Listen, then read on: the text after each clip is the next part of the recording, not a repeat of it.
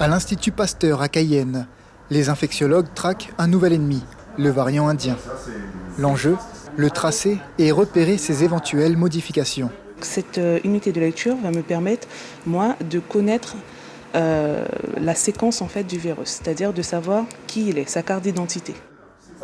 Delta est 30% plus contagieux que le variant brésilien Gamma et sa présence se renforce sur le territoire.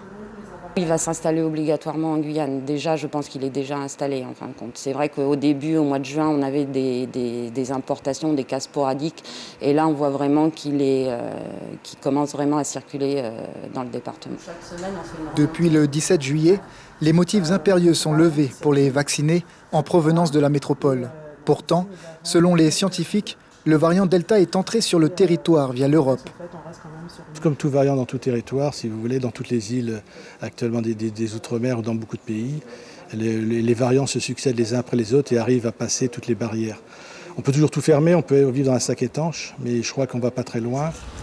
Si la vaccination stagne, les infectiologues craignent une augmentation des contaminations et par conséquent des hospitalisations et des formes graves.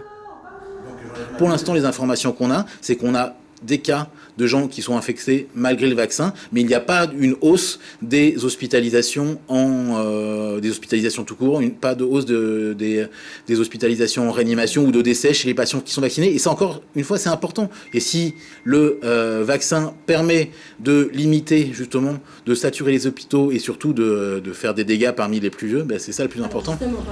La situation actuelle est déjà tendue. Le système hospitalier fragile. Cette menace d'une nouvelle vague pourrait porter un coup de massue aux soignants.